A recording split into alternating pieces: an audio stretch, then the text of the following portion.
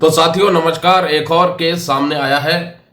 ये केस जो है बहुत ही ये कह सकते हैं कि बंदा काफ़ी निराश जरूर हुआ होगा कि ड्यूटी परफॉर्म करते वक्त उसको राइट पैर पर गोली लगी, राइट फुट पर उसको गोली लगी और वो जो इंजरी सस्टेन हुई थी, जो इंजरी हुई थी वो बैटल कैजुअल्टी भी घोषित हुई। यानी कि अगर वो बैटल कैजुअल्टी घोषित है तो वो एट्रीब्यूटेबल टू मिलिट्री सर्विस भी है।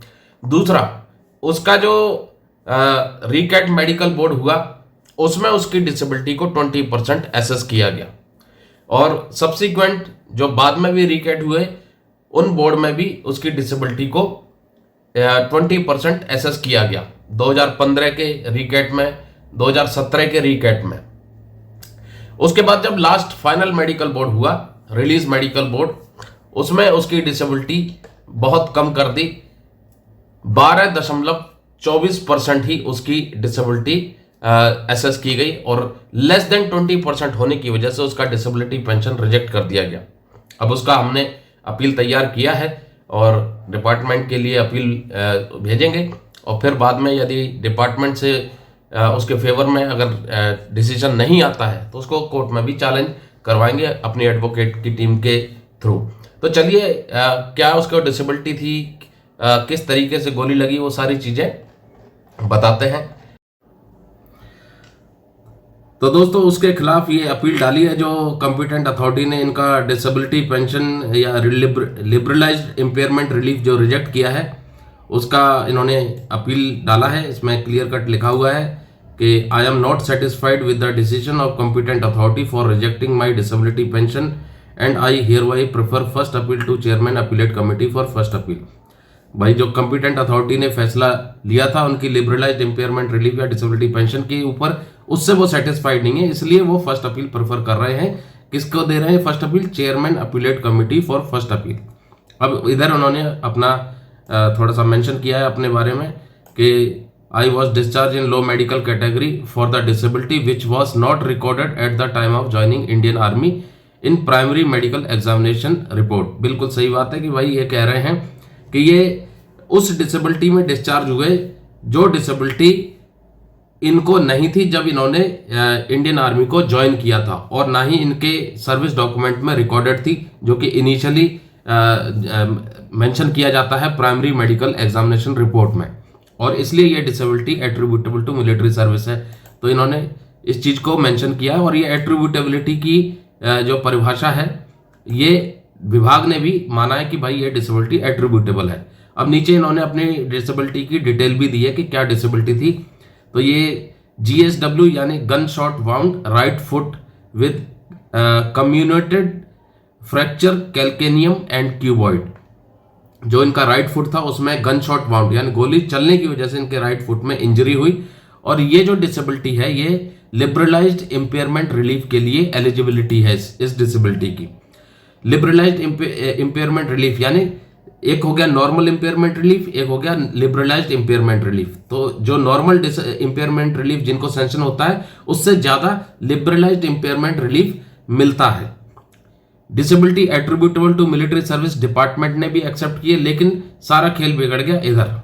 ये असेसमेंट जो है इनका 12.24% किया है, 12.24% और फॉर लाइफ है, पूरी जिंदगी भर के लिए। लेकिन इनकी लिबरलाइज्ड इम्पेयरमेंट रिलीफ पर फैसला क्या आया? रिजेक्टेड। ये देख सकते हैं आप, बिल्कुल क्लियर कट लिखा है रिजेक्टेड। और composite assessment of disability 12.24 for life less than 20% होने की वजह से इनका जो लिबरलाइज्ड इम्पेयरमेंट रिलीफ है वो रिजेक्ट कर दिया।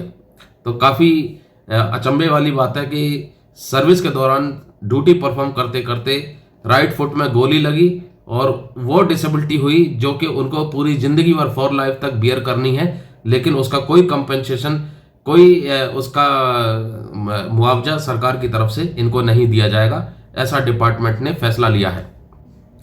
सेकंड पैराग्राफ में इन्होंने बताया कि ये जो डिसेबिलिटी थी ये जो है एसेस की गई GMO 2023 के हिसाब से रिलीज मेडिकल बोर्ड में, जबकि ये जो कैजुअलिटी इनको हुई थी ये 27 मई 2014 को हुई थी और जो कि रीअसेस होनी चाहिए एज पर जीएमओ 2008 के हिसाब से।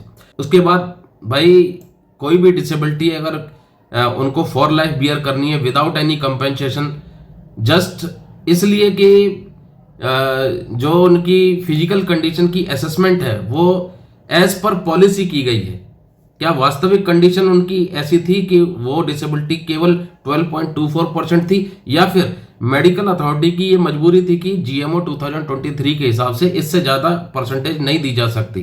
तो ये भी एक बड़ा इनजस्टिस होगा अगर पॉलिसी के हिसाब से असेसमेंट की गई है, ना कि वास्तविक फिजिकल या मेडिकल कंडीशन के हिसाब से की गई हो। तो अब उसके बाद 4th पैराग्राफ में अब इनके जो मेडिकल रिकॉर्ड्स छाने, उसमें देखा गया कि ये जो डिसेबिलिटी थी ये जीएमओ 2023 आने से पहले इनकी डिटेक्ट हुई थी और इनको लो मेडिकल कैटेगरी कर दिया था। जो इनिशियल कैटेगराइजेशन बोर्ड था 2 सितंबर 2014 का, और उसके बाद जो बाकी रिकेट हुए, इनके जो रिव्यू हुई जब इनकी डिसेबिलिटी 24 फरवरी 2015 को, 20 फरवरी 2017 को, तो उस समय ये डिसेबिलिटी 20% थी। ये आप देख सकते हैं, इसका अगर वो हटाएं कलर तो ये 20% थी। अब आप देख सकते हैं ये जो डिसेबिलिटी 20% थी, रीकैट में भी 20% थी, और 2 बार रिव्यू हुआ है, दोनों बार 20% इनको असेसमेंट किया गया। लेकिन रिलीज मेडिकल बोर्ड जब हुआ उस समय जीएमओ 2023 सिस्टम में लागू था और उसमें इनका 12.24% डिसेबिलिटी असेस करके इनका लिबरलाइज्ड इम्पेयरमेंट रिलीफ जो है रिजेक्ट कर दिया गया। अब इसकी वजह से इनको काफ़ी एडवर्सली इम्पैक्ट पड़ा है, ठीक से सो नहीं पा रहे हैं, वर्क ठीक से नहीं कर पा रहे हैं, और ये जो इंजरी है इसकी वजह से इनकी जो डेली एक्टिविटी है उस पर भी काफ़ी गहरा प्रभाव पड़ा है।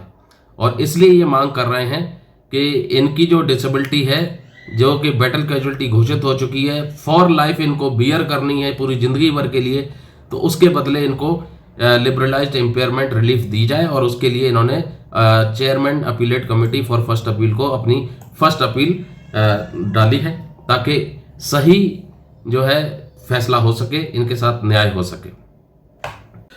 तो साथियों, सिर्फ एक पॉलिसी की वजह से यदि कोई डिसेबिलिटी की असेसमेंट वास्तविक मेडिकल कंडीशन के हिसाब से यदि नहीं की जा रही है, तो ऐसे सैनिकों के अंदर मोरल डाउन जरूर होगा, जो कि अपनी ड्यूटी परफॉर्म करते हुए गोली खा रहे हैं, और गोली खाने के बाद भी उनको किसी प्रकार का कंपेंसेशन विभाग के द्वारा नहीं दिया जा रहा। तो काफ़ी निराशाजनक है।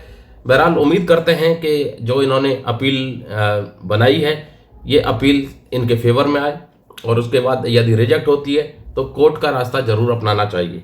कोर्ट केस करने के लिए आप हमसे कंसल्ट कर सकते हैं 9368739990 पर, और हमारी बहुत अच्छी एडवोकेट की टीम है जो आपके केस को स्टडी करेगी, रिसर्च करेगी और कोर्ट ऑफ लॉ में चैलेंज करेगी। नमस्कार, जय हिंद, जय भारत दोस्तों।